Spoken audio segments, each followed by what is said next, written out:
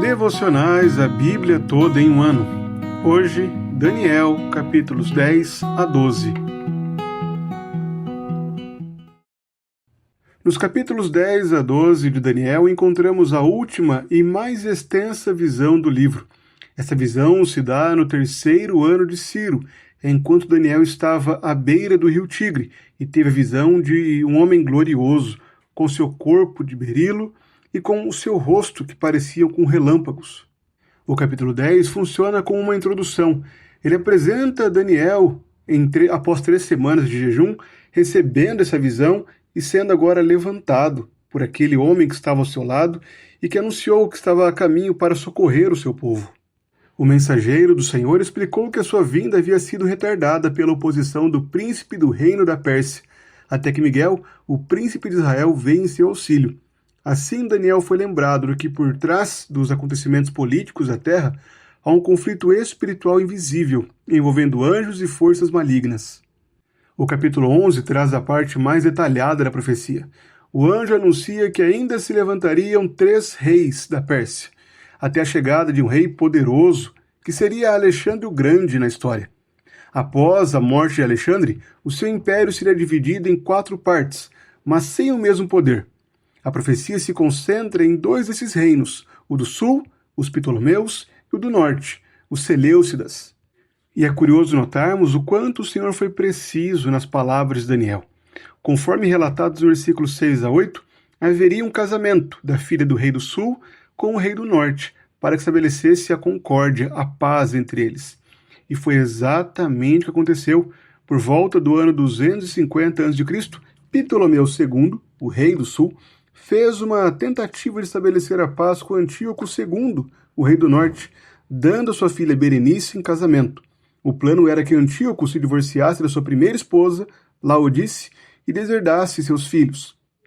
Esse é um exemplo que mostra como a palavra do Senhor é precisa em suas profecias, o quanto o Senhor falou de forma clara sobre eventos que aconteceriam quase 300 anos após Daniel. Avançando na narrativa, o texto chega a um personagem central, Antíoco IV, chamado Epifânio, um governante seleucida do século II a.C.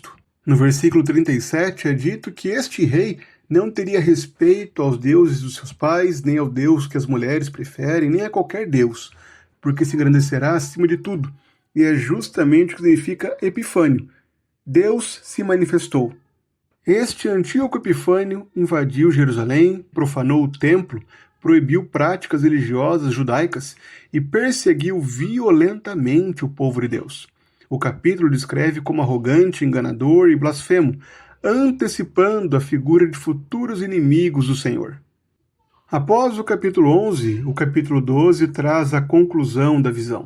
O anjo anuncia que virá um tempo de angústia sem precedentes. Mas Miguel, o príncipe que protege Israel, se levantará em favor do povo de Deus.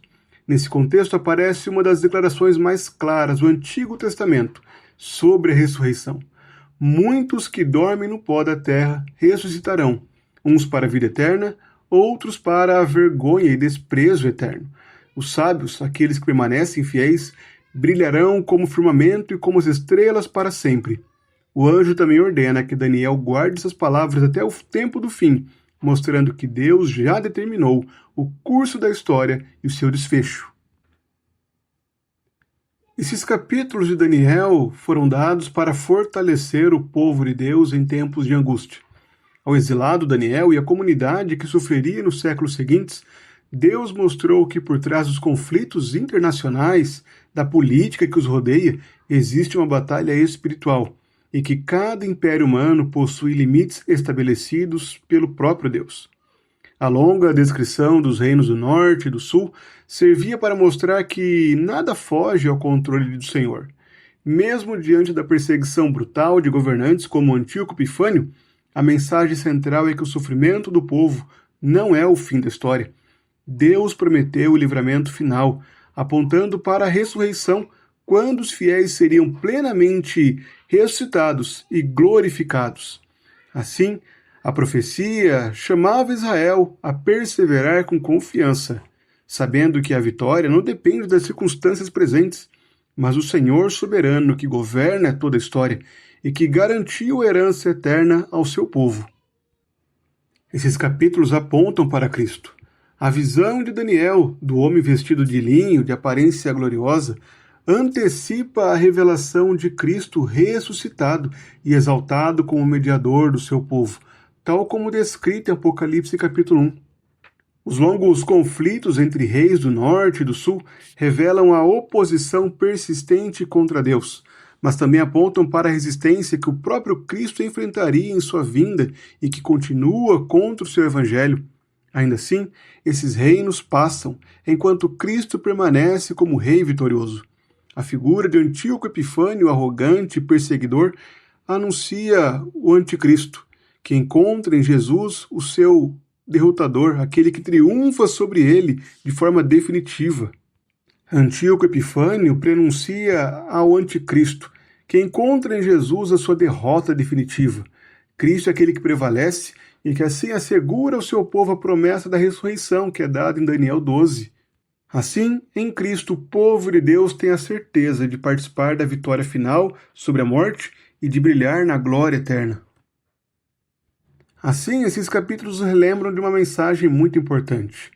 Nós estamos diante de batalhas espirituais, de lutas que se desenvolvem nessa vida, mas que na verdade são um reflexo da própria luta que é nas regiões espirituais contra o Evangelho de Cristo Jesus. Mas mesmo em meio a esses conflitos, a igreja é chamada à perseverança, a confiar em Cristo, a seguir anunciando as boas novas do Evangelho. A história está sob o governo de Cristo e o fim já está garantido pela vitória de Cristo na cruz, que nos assegurou também a sua ressurreição ao ressurgir dos mortos. A vitória de Cristo sobre a morte deve nos impulsionar a trabalharmos cada vez mais nesse mundo. Mesmo diante de tantas aflições e lutas, somos chamados a colocarmos em prática o Evangelho, como o próprio apóstolo Paulo nos ordena. Sejam firmes, inabaláveis e sempre abundantes na obra do Senhor, sabendo que no Senhor o trabalho de vocês não é vão. Sigamos dedicados ao Senhor, irmãos, pois em Cristo temos a certeza da ressurreição, da vida eterna com Ele.